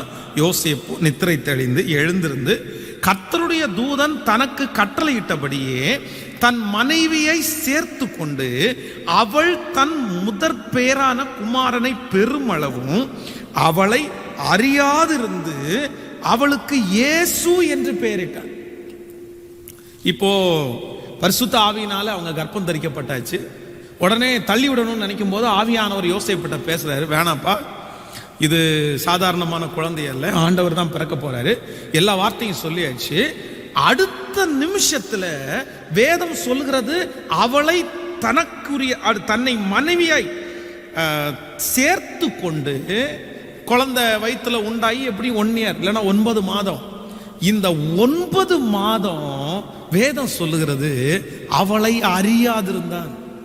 அவங்க சரீரத்தை அவன் தொடலை, அவன் சரீரத்தை அவங்க தொடலை. ஏன் அப்படின்னா, நான் என்ன நம்புறேன் அப்படின்னா, இந்த யோசேப்பு நீதிமான் என்கிற பேரை, ஒரு நல்ல மனுஷன் அப்படின்ற பேரை எப்படி வாங்கினான் அப்படின்னா, வேதம் நமக்கு தெளிவாய் சொல்லுகிறது, அவனுடைய தியாகம்தான் அவனை நீதிமான் என்கிற ஒரு லிஸ்ட்ல அவனை கொண்டு வந்து வச்சிருச்சு. இது சாதாரணமான தியாகம் அப்படின்னு நம்ம சொல்ல முடியாது. மனைவி பக்கத்துல இருக்கிறாங்க, தன்னுடைய எத்தனையோ நாட்கள் கற்பனைகள் கூட இருக்கலாம். திருமணமாக போகிற புதிதான தம்பதிகளை பொறுத்த வரைக்கும் அவர்கள் நிறைய கற்பனைகளோடு வாழ்வார்கள். அவர்களுடைய சந்தோஷம், அவருடைய மகிழ்ச்சி, இன்னொருத்தருடைய குழந்தையை வயிற்றிலே சுமந்திருக்கிறார்கள். கடவுளுடைய குழந்தையா இருந்தாலுமே அப்படியெல்லாம் நிறைய நிறைய யோசிக்கிறதுக்கு வழி இருக்கிறது. எப்படி வேணாலும் யோசிக்கலாம்ல மனுஷன். இல்லைன்னா எத்தனை நாட்கள் தான் அப்படி இருக்கிறதுக்கோ ஓகே, பரிசுத்த ஆவியானவராலே கர்ப்பம் தரிக்கட்டும், அது ஓகே. அதுக்காக நான் என்னுடைய விருப்பங்கள், என்னுடைய ஆசைகள் எல்லாத்தையுமே நான் தியாகம் பண்ண முடியாதுல்ல. ஆனா வேதம் சொல்லுது, இல்ல, முதற் பேரான குமாரனை பெரும் அளவுக்கும் அவன் அவளை அறியாதிருந்தான், தொடவே இல்லை. ஏன் அப்படின்னா, அவர் ஒரு மிகப்பெரிய தியாகி. அப்போ ஒரு உண்மையான ஒரு மனுஷனா மாறணும்னா, ஒரு நீதிமானாய் நீங்கள் இருக்க வேண்டும் என்றால், நீதிமான்கள் என்கிற லிஸ்ட்ல இருக்கிற எல்லாருமே கண்டிப்பா நீங்க எப்படி இருக்கணும் அப்படின்னா, நீங்கள் ஒரு தியாகிகளாய் தான் இருக்க வேண்டும். தியாகத்தை ஆண்டவர் விரும்புறார். தியாகம் இல்லாத ஒரு தகப்பனார் குடும்பத்தை கட்டி எழுப்ப முடியாது. தியாகம் இல்லாத ஒரு தாயார் தன்னுடைய பிள்ளைகளை சரியாய் வளர்த்த முடியாது. எல்லா உயர்வுக்கும் எல்லா வெற்றிக்கும் பின்பாக இருக்கிறது என்ன அப்படின்னா, தியாகம் தாங்க பின்னாடி இருக்கணும். நான் ஏன் தியாகம் பண்ணணும்? நான் எதற்காக என்னுடைய ஆசீர்வாதத்தை விட்டு கொடுக்கணும்?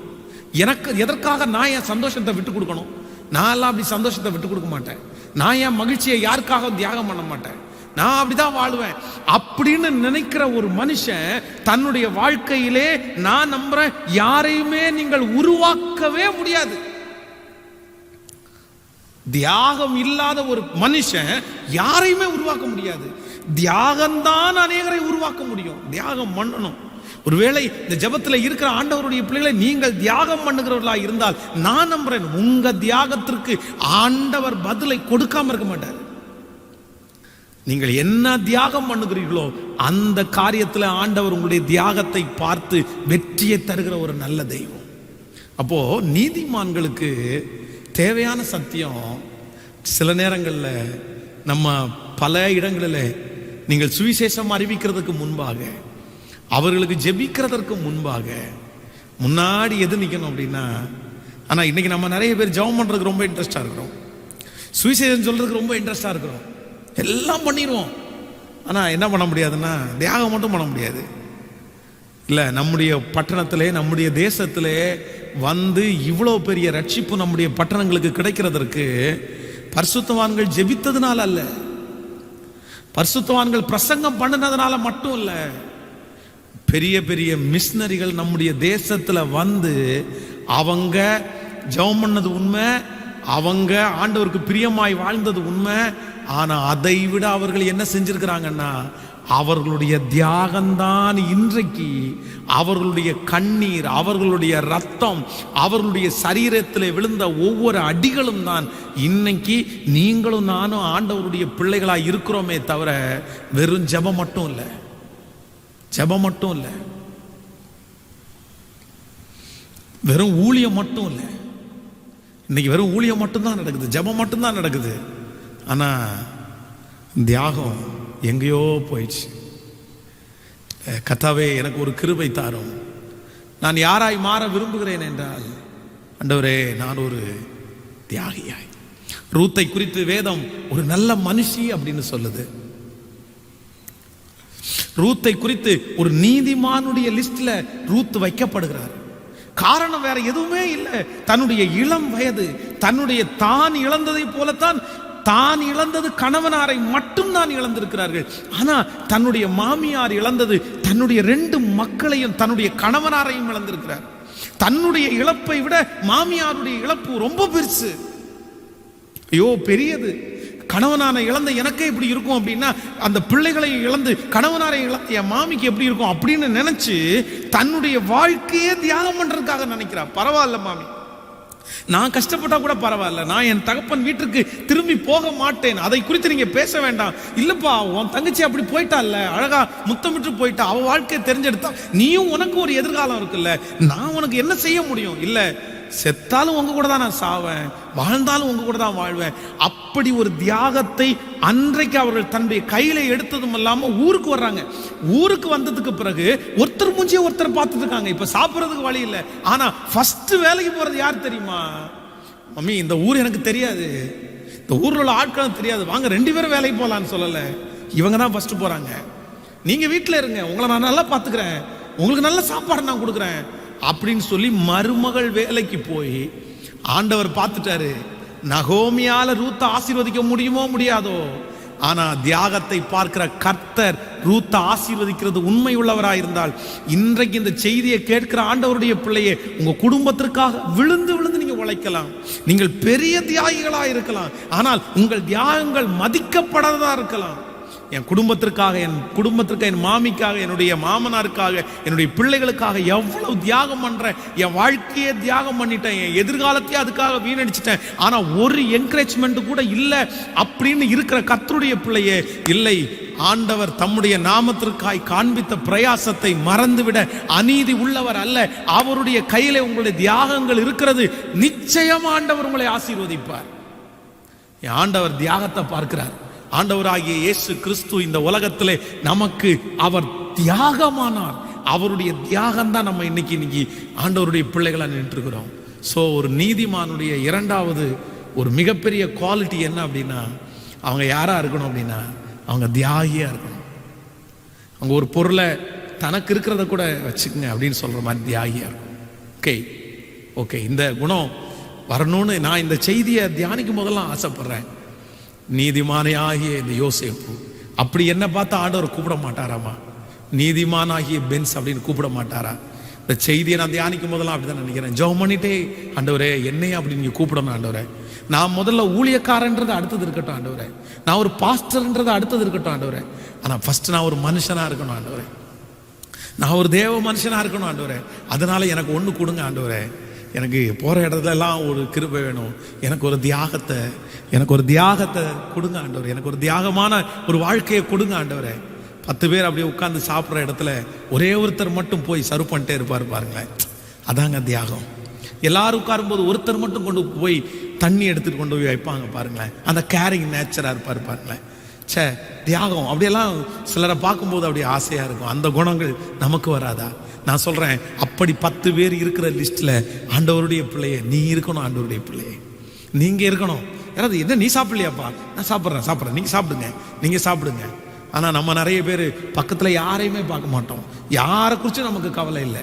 என் வாழ்க்கை நிறையறணும், என் வயிறு நிரம்பணும், என்னுடைய காரியம் திருப்தி ஆகணும், நான் நல்ல சந்தோஷமான ஒரு இடத்துல இருக்கணும், நான் ஒரு சூப்பரான இடத்துல இருக்கணும், எனக்கு டயர்ட் இருக்கக்கூடாது, எனக்கு அலைச்சல் இருக்கக்கூடாது, நான் எதையுமே நான் இப்போ இது பண்ண மாட்டேன், எதையுமே நான் பார்க்க மாட்டேன், எல்லாமே எனக்கு சரியாக இருந்தால் தான் வாழ்வேன், எனக்கு பக்காவாக இருந்தால் போதும், நீங்கள் எப்படி வேணாலும் இருந்துங்க, நீங்கள் எப்படி வேணாலும் வாருங்க. சுயம் சுயம் சுயம் எப்பொழுதும் தற்பிரியராயும் சுகபோக பிரியராயும் எனக்கு மட்டும்தான் வாழ்க்கை, எனக்கு மட்டும்தான் எதிர்காலம், நான் மட்டும்தான் சந்தோஷமா இருக்கணும், நான் மட்டும்தான் சொகுசா இருக்கணும், அப்படிப்பட்டு நினைக்கிற ஒரு வாழ்க்கையை வாழ்கிறதை விட்டு இன்றைக்கு யார் ஒரு தேவனுடைய பிள்ளை சரி எந்த சூழ்நிலையிலும் தியாகம் பண்றதுக்கு ஆயத்தமா இருக்கிறாங்களோ அவர்களை தான் கர்த்தர் தெரிந்து கொள்ளுகிறார். ஹல்லேலூயா. கையை மேல உயர்த்தி எத்தனை பேர் ஆண்டவரிடத்துல கேட்க முடியும், ஆண்டவரே எனக்கு ஒரு தியாகமான ஒரு வாழ்க்கையை எனக்கு தாங்க ஆண்டவரேன்னு கேளுங்க. ஊழியன்றது தியாகம் தான் ஆண்டவருடைய பிள்ளையே. அப்போஸ்தலனாகிய பவுலை குறித்து வேதம் சொல்கிறது, அவ்வளவு செல்வந்தனாய் அவ்வளவு பெரிய வாழ்க்கையை வாழ்ந்த அந்த மனுஷன், ஆனால் திடீரென்று ஆண்டவருடைய ஊழியத்திற்கு வந்ததற்கு பிறகு பல பாடுகளை படுகிறார், துடைத்து போடுகிற அழுக்கை போல இருக்கிறார். அவர் ராஜாவுக்கு முன்பாக உத்தரவு சொல்லுகையில் ஒருவரும் அவருக்கு முன்பாக இல்லை, சிறைச்சாலையிலே அடைக்கப்படுகிறார், பசியோடு இருக்கிறார். நான் பசியாயிருந்தேன், பட்டினியாயிருந்தேன், ஒரு ராப்பகல் முழுவதும் நான் கப்பற் பிரயாணத்தில் இருந்தேன், இப்படி பல பாடுகளை படுகிறார். ஆனாலும் எல்லாவற்றையும் தியாகம் பண்ணி கிறிஸ்துவின் அன்பை விட்டு என்னை பிரிப்பவன் யார்? உபத்திரவமோ வியாகுலமோ பசியோ பட்டினியோ நிர்வாணமோ நாசமோசமோ இவை அனைத்தும் கிறிஸ்துவின் அன்பை விட்டு என்னை பிரிக்க மாட்டாது என்று நிச்சயத்திருக்கிறேன். அப்படி வாழ்ந்தார். அதனால தான் இன்றைக்கு பெரிய அப்போஸ்தலன் நமக்கு முன்பாக நிற்கிறார். ஸோ எல்லாரும் ஆண்டவரிடத்துல கேளுங்க, டேடி என்னை ஒரு தியாகியாய் மாற்றும், என்னை ஒரு தியாகியாய் மாற்றும், என்னை ஒரு தியாகியாய் மாற்றும். ஹல்லேலூயா, ஹல்லேலூயா. அவர் தேவனுடைய குமாரன், அவருக்கு சகலமும் உண்டு, ஆனாலும் நமக்காக அவர் தியாகமானார். நமக்காக அவர் தியாகமானார், நமக்காக அவர் தியாகமானார். ஹல்லேலூயா. நம்பர் 3, மூன்றாவதாக இந்த யோசேப்புனுடைய வாழ்க்கையில அவன் நீதிமான் என்கிற பெயரை, இல்லை என்றால் ஒரு மனுஷன் அப்படின்ற பெயரை அவன் வாங்குவதற்கு மூணாவது காரணம். நம்பர் 1, முதலாவது நீதிமான்கள் என்கிற பெயரை நீங்கள் வாங்க வேண்டுமே ஆனால் நீங்க யாரா இருக்கணும் அப்படின்னு ஃபர்ஸ்ட் நம்ம தியானிச்சோம் அப்படின்னா, முதலாவதாக காயப்படுத்தாதவங்களா இருக்கணும். யாரையும் நம்ம காயப்படுத்த. நம்பர் 2, ரெண்டாவது நம்ம தியாகிகளா இருக்க வேண்டும். மூன்றாவது, இவ்விடத்தில் எனக்கு ரொம்ப பிடிச்ச கேரக்டர் என்ன அப்படின்னா, இந்த யோசேப்பை குறித்து நீங்கள் 1ஆம் அதிகாரம் அதே 24வது வசனத்தை நம்ம வாசிப்போமே ஆனால், வாசிக்கலாமா? மத்தேயு சுவிசேஷம் 1ஆம் அதிகாரத்திலே 24வது வசனத்தை நம்ம வாசிக்க போகிறோம். யோசேப்பு நித்திரை தெளிந்து எழுந்து கர்த்தருடைய தூதன் தனக்கு கட்டளையிட்டபடியே தன் மனைவியை சேர்த்து கொண்டு. எனக்கு இந்த வார்த்தை ரொம்ப பிடிச்சி, கர்த்தருடைய தூதன் தனக்கு கட்டளையிட்டபடியே தன் மனைவியை சேர்த்து கொண்டு. அப்படின்னா ஏற்கனவே அவர்களுடைய உள்ளம் உடைஞ்சு போயிருக்குது, என்ன நடக்கும்னு தெரியல. ஆண்டவர் அவங்களை பலப்படுத்திட்டாரு, அவருடைய வயிற்றில் இப்பொழுது சுமந்து கொண்டிருக்கிறார்கள். இந்த உலகத்தினுடைய மீட்பை பெற்றுக் கொடுக்கக்கூடிய தேவ ரட்சகர் பிறக்க போகிறார். அதற்கான கர்த்தர் அவங்களை தெரிந்து கொண்டார். ஒரு பக்கத்துல சந்தோஷமா இருந்தாலும் இன்னொரு பக்கத்துல இப்பொழுது இவர்களுக்கு ஒரு மிகப்பெரிய பாதுகாப்பு ஒன்று தேவைப்படுது. கண்டிப்பா தன்னுடைய தகப்பனாரை புரிய வைக்க முடியாது, தன்னுடைய குடும்பத்தை புரிய வைக்க முடியாது, சுற்றி இருக்கிற ஜனங்களை புரிய வைக்க முடியாது. சோ இவர்களுக்கென்று இருக்கிறது ஒரே ஒருத்தர், இப்பொழுது யோசேப்பு மட்டும்தான். இப்ப அவரும் புரிஞ்சுக்கல அப்படின்னா இவங்களால வாழவே முடியாது. இப்போ அவருடைய இருதயம் தடுமாறி கொண்டிருக்கிற ஒரு சூழ்நிலை. என்ன சொல்ல போறாரோ, எப்படி பண்ண போறாரோ, என்ன பதில் அவரிடத்துல இருந்து வரப்போகுதோ. ஆனால் நான் என்ன நம்புறேன் அப்படின்னா, இந்த யோசேப்பு தன் மனைவியை சேர்த்து கொண்டு, அப்போ பலவிதமான கேள்விகளோட இருக்கிற மரியாளுடைய அந்த இருதயத்துல இப்போ யோசேப்புனுடைய வார்த்தைகள் அவர்களை என்ன படுத்துது அப்படின்னா, உற்சாகப்படுத்துது, என்கரேஜ் பண்ணுது. இல்லை இல்லை, இது யாருக்குமே கிடைக்காத ஒரு பாக்கியம். இதை ஆண்டவர் உங்களுக்கு தந்திருக்கிறாரு. நீ கலங்கக்கூடாது. நீ ஸ்திரீகளுக்குள்ளே பாக்கியவதி. எத்தனையோ பெண்கள் இருக்கும்போது ஆண்டவர் ஒன்றை மட்டும் தெரிஞ்சிருக்கிறாரு. என்கரேஜ். உலகம் என்ன பேசும், சொந்தக்காரங்க என்ன பேசுவாங்க, நண்பர்கள் என்னென்னமோ பேச போறாங்க. இனி இந்த பட்டணத்தில் வாழ்வது அவ்வளவு சுலபம் அல்ல. மனிதனுடைய முகத்தை பார்க்கறது அவ்வளவு சுலபம் அல்ல. எல்லாமே தெரிந்திருந்தும் யோசேப்புனுடைய வாயிலிருந்து மரியாளை பார்த்து புறப்படுகிற வார்த்தை என்கரேஜ்மெண்டான வார்த்தை மட்டும்தான். நீ பயப்படாத, நான் உன் கூட இருக்கேன்ல, நான் உன்னை நடத்துவேன், நான் உன்னை கூட்டிட்டு போவேன், நான் உன்னை இந்த பட்டணத்தில் இன்னொரு பட்டணத்தை நான் கூட்டிட்டு போவேன், உன் கூட நான் இருப்பேன், உன் பிரசவத்தில் நான் உன் கூட இருப்பேன். அந்த மாதிரி ஒரு என்கரேஜ்மெண்ட், உற்சாகப்படுத்துகிற வார்த்தைகள். கவனிங்க, நீதிமான் யார்? மனுஷனா நீங்க மாறணும் அப்படின்னா எல்லாருக்கும் என்ன கேரக்டர் இருக்கணும் அப்படின்னா என்கரேஜ் பண்ற கேரக்டர் உங்களுக்கு இருக்கணும். டிஸ்கரேஜ் பண்ற கேரக்டர் உங்களுக்குள்ள இருக்குமே ஆனால் நீங்க உண்மையான ஆண்டவருடைய பிள்ளைங்களே இல்லை. ஒருவேளை அவர்கள் செய்ய போகிறது தவறானதா இருக்குமே ஆனா கூட அதற்கு அவர்களை சொல்லக்கூடிய விதத்துல தான் சொல்லணுமே தவிர எடுத்த உடனே என்ன பண்ணிடக்கூடாதுன்னா ஆவியே செத்து போற மாதிரி பண்ணிடக்கூடாது, உடஞ்சு போயிற மாதிரி பண்ணிடக்கூடாது.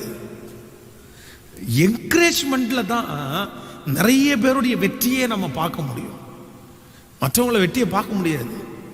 எத்தனையோ பேர் சாட்சி சொல்லி இருக்கிறாங்க. கடந்த நாட்களில் ஒரு சிஸ்டர் ரொம்ப அழகாக சாட்சி சொன்னாங்க. அவங்க ரொம்ப அழகான ஒரு பதார்த்தத்தை செஞ்சுட்டு வந்தாங்க. ரொம்ப டேஸ்டாக இருந்துச்சு.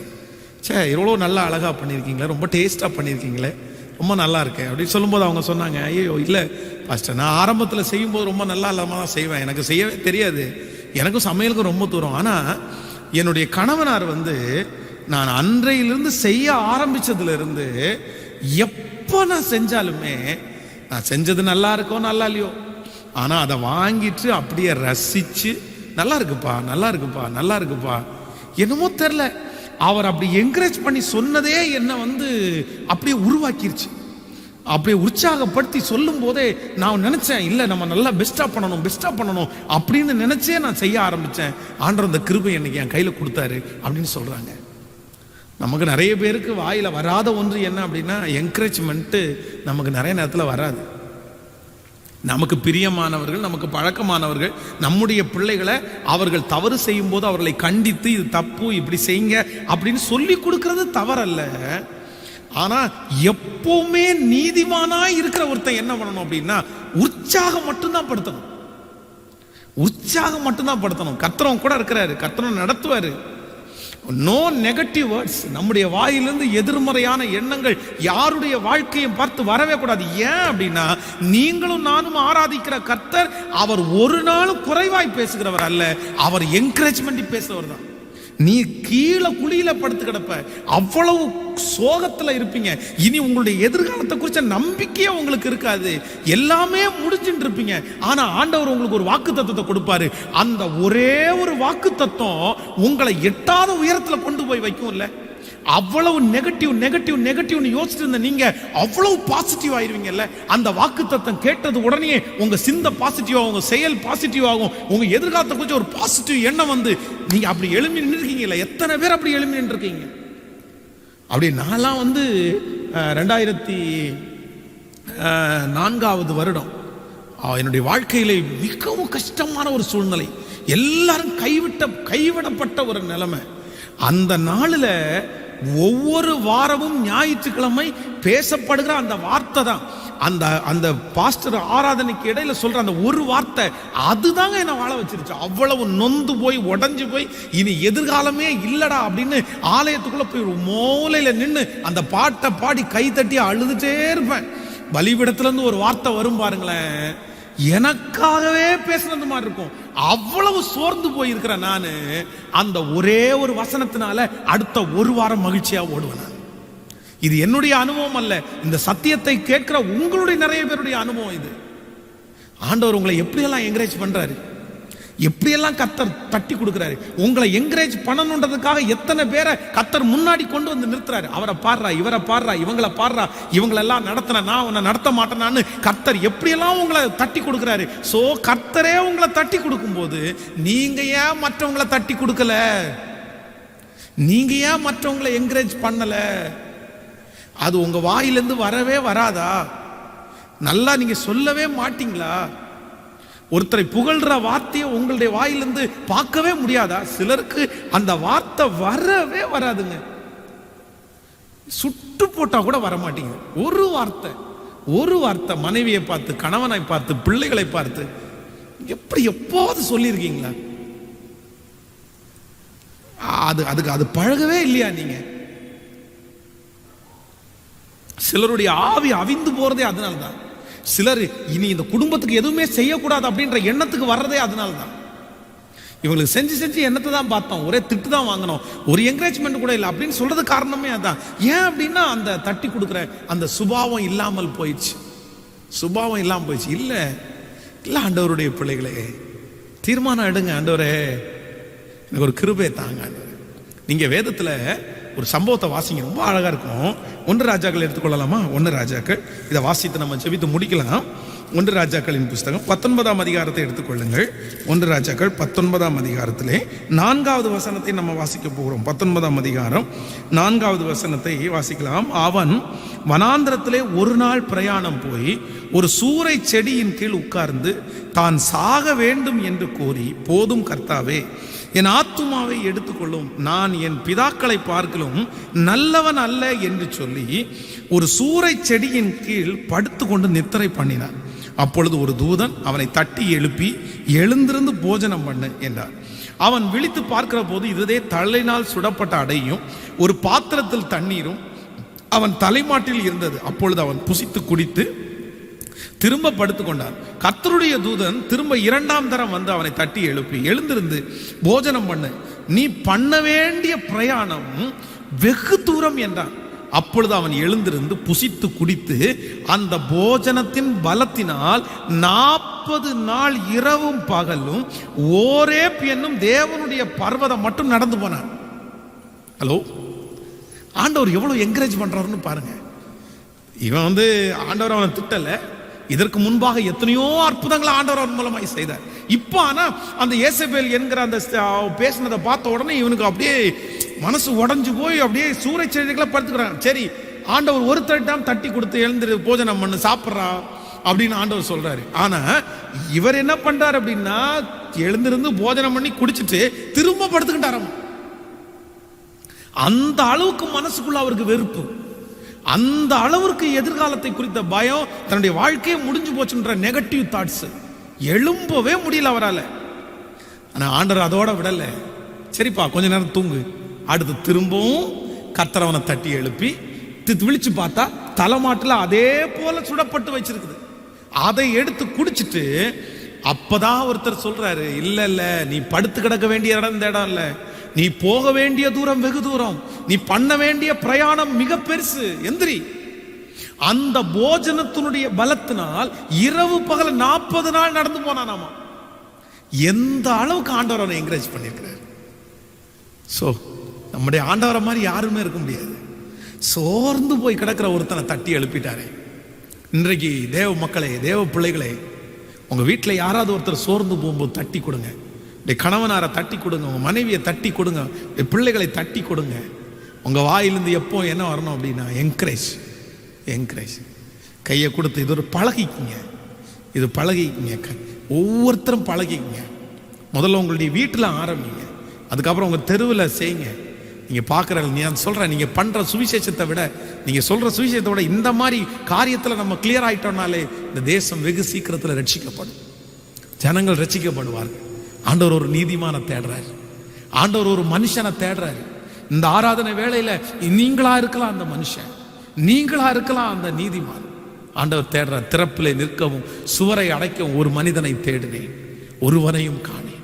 ஆனா இன்னைக்கு இந்த ஜெபத்திலே என் கூட இருக்கிறவங்க, நான் இருக்கிறேன் ஆண்டவரே, அந்த மனுஷன் நான் தான் ஆண்டவரே, அந்த மனுஷி நான் தான் ஆண்டவரே, இது வரைக்கும் நான் அப்படி செய்யலப்பா, நிறைய பேரை காயப்படுத்திட்டேன், ஆனா இனி என் வார்த்தை காயப்படுத்தாது. அதான் திரும்ப திரும்ப சொல்றேன், நீங்க முதல்ல மனுஷனா மாறுங்க, அதுக்கப்புறம் ஜெபம் பண்ணுங்க. நீங்க முதல்ல மனுஷனா மாறுங்க, அதுக்கப்புறம் ஊழியம் செய்யுங்க. நீங்க முதல்ல மனுஷனா மாறுங்க, அதுக்கப்புறம் கிறிஸ்தவன்னு சொல்லிட்டு தெரியுங்க. நீங்க மனுஷனுடைய லிஸ்ட்லயே இல்லை அப்படின்னா எப்படி நீங்க ஜெபம் பண்றது? அவ்வளவு நேரம் ஜெபம் பண்ணிட்டு வந்து இப்படி நீங்க ஒருத்தரை உடைச்சிங்க அப்படின்னா நீங்க ஜெபம் பண்றதுக்கு என்னங்க பிரயோஜனம்? கர்த்தர் மனுஷனானார். இந்த உலகத்திற்கு பெரிய தீர்க்கதரிசி தேவையில்லை, முதல்ல மனுஷன் தான் தேவை. ஆமென் சொல்லுங்க. எத்தனை பேர் ஒப்பு கொடுக்க போறீங்க? ஆண்டவரே, திறப்பிலே நிற்கவும் சுவரை அடைக்கவும் ஒரு மனுஷனை தேடினீங்களே, இதோ நான் இருக்கிறேன். சொல்ல முடியுமா ஏசாயா மாதிரி? நான் இருக்கிறேன் ஆண்டவரே, என்னை அனுப்பும் ஆண்டவரே. நான் ஒரு நீதிமானா வாழ விரும்புறேன், நான் ஒரு மனுஷனா வாழ விரும்புறேன், நான் ஒரு மனுஷியா வாழ விரும்புறேன். எனக்கு இப்படிப்பட்ட கேரக்டர் தாங்க ஆண்டவரே. எனக்கு ஆண்டவரே, நான் மற்றவங்களை காயப்படுத்தக்கூடாது, நான் தியாகியா இருக்கணும், நான் உற்சாகப்படுத்தணும். யோசேப்பு மாதிரி முழங்கால் படியிட முடிந்தவர்கள் முழங்கால் படியிடலாம். கர்த்தர் நல்லவர். இந்த ஞாயிற்றுக்கிழமை ஆண்டவர் உங்களோடு கூட இருக்கிறார், உங்களை நடத்துவார், உங்களை நடத்த வல்லவராக இருக்கிறார். சோர்ந்து போக வேண்டிய அவசியமே இல்லை. கர்த்தர் பெரியவர். உங்களுக்காக எனக்காக ஆண்டவர் பெரிய காரியத்தை செய்கிறவர்.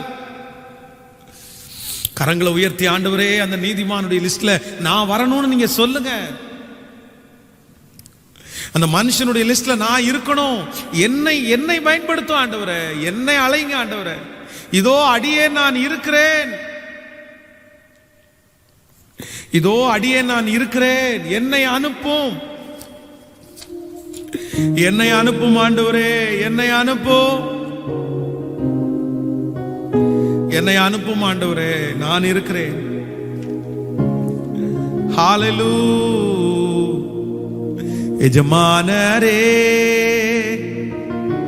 என் இயேசு ராஜனே, எண்ணமெல்லாம் ஏக்கமெல்லாம் உம் சித்தம் செய்வது தானே. என் எண்ணமெல்லாம் ஏக்கமெல்லாம் உம் சித்தம் செய்வது தானே. சொல்லு எஜமான், எஜமானரே, என் இயேசு ராஜனே, எண்ணமெல்லாம் ஏக்கமெல்லாம் உம் சித்தம் செய்வது தானே. எல்லாரும் சொல்லுவோம், எண்ணமெல்லாம்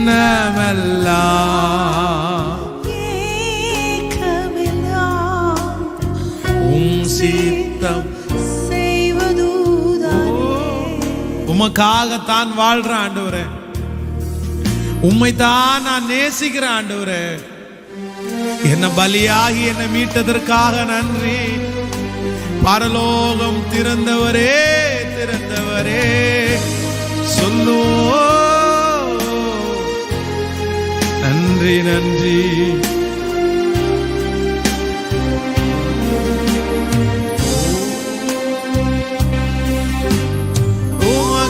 உமக்காகத்தான் வாழ்கிறேன், உம்மைத்தான் நேசிக்கிறேன். உமக்காகத்தான் வாழ்கிறேன், உம்மைத்தான் நேசிக்கிறேன். ஓ பலியாகி பலியாகி என்னை மீட்டீரே, பலியாகி என்னை மீட்டீரே. பரலோகம் திறந்தீரையா, பரலோகம் திறந்தீரையா. சொல்லோ எஜமானரே, எஜமானரே. இந்த ஆராதனையில் இருக்கிற எங்க எல்லாரும் நீதிமான்களாய் நீதிமான்களாய் மாற்றவாறு ஆண்டவரே. நான் இருக்கிறேன், உம்முடைய ஊழியத்தை செய்ய நம்புங்க. எண்ணமெல்லாம் ஏக்கமெல்லாம் உம் சித்தம் செய்வது. ஓ என் எண்ணமெல்லாம், ஓ என் ஏக்கமெல்லாம் உம் சித்தம் செய்வது. ஓ அப்பாவும் சந்நிதியில் நான் அகமகிழ்ந்து களி கூறுவே. அப்பாவும் சந்நிதியில் நான் அகமகிழ்ந்து களி கூறுவே. எப்போது எப்போது உம்மை காண்பே ஐயா, எப்போது உம்மை காண்பே. ஏங்குதையா என் இதயம், ஏங்குதையா என் இதயம், ஏங்குதையா என் இதயம். சொல்லோ எஜமானரே, எஜமானரே, என் இயேசு ராஜனே. எண்ணமெல்லாம் ஏக்கமெல்லாம் உம் சித்தம் செய்வதுதானே. என் எண்ணமெல்லாம் என் ஏக்கமெல்லாம் உம் சித்தம் செய்வதுதானே. நன்றி ஆவியானவரே, நன்றி. இந்த ஆராதனையினுடைய துவக்கம் முதல் முடிவு வரை எங்களோடு இருந்து நடத்தினதற்காக நன்றி. ஒவ்வொரு பிள்ளைகளும் இருக்கிற இடங்களிலே ஆசீர்வதிக்கப்படட்டும். ஒவ்வொருவரும் நீதிமான்களாய் நல்ல மனிதர்களாய் மாறக்கூடிய ஒரு கிருபை எங்களுக்கு தாங்கப்பா. இந்த வாரம் முழுதும் ஒரு பெரிய பாதுகாப்பு உம்முடைய பிள்ளைகளுக்கு இருக்கட்டும். பகலிலே வெயிலாகிலும் இரவிலே நிலவாகிலும் உன்னை சேதப்படுத்துவதில்லை. உங்க பிள்ளைங்க மேல இயேசுவின் ரத்தத்தை தெளிக்கிறேன். அவங்க சரீரத்துல, அவங்க வீட்டினுடைய நிலை கால்களில், அவங்க பயன்படுத்துற ஒவ்வொரு பொருட்கள் மேலையும் இயேசுவின் ரத்தத்தை தெளிக்கிறேன். உலகத்துல இருக்கிற எந்த அசுத்தமும் என் பிள்ளைகளை தொடக்கூடாது. நன்றி அப்பா. அவர்கள் சுவாசிக்கிற காற்று, குடிக்கிற தண்ணீர் ஒவ்வொன்றையும் கர்த்தர்களுக்கு ஆசீர்வாதமாய் மாற்றி தாரும் ஆண்டவரே. வெகு சீக்கிரத்துல திருச்சபைகள் திறந்து உங்களை ஒன்றாய் சேர்ந்து திருச்சபையில ஆராதிக்கிறதுக்கு சீக்கிரமா கர்த்தரதனால அனுமதி எங்களோடு கூட இருப்பீராக. நீ நடத்தும். இயேசுவின் மூலம் ஜெபம் ஏறெடுக்கிறோம் நல்ல பிதாவே. என் ஆத்துமாவே கர்த்தரை ஸ்தோத்திரி, என் முழுவதுமே அவர் பரிசுத்த நாமத்தை ஸ்தோத்திரி. என் ஆத்துமாவே கர்த்தரை ஸ்தோத்திரி, அவர் செய்த சகல உபகாரங்களையும் மறவாதே. நம்முடைய ஆண்டவராகிய இயேசு கிறிஸ்துவின் கிருபை, பிதாவாகிய தேவனுடைய அன்பு, பரிசுத்த ஆவியானுடைய அந்யோன்ய ஐக்கியம் நம்ம அனைவரோடும் இன்றும் என்றும் சதா காலம் கூட இருப்பதாக. Amen. Hallelujah. Praise the Lord. ஆண்டவர் உங்களை ஆசீர்வதிப்பார்.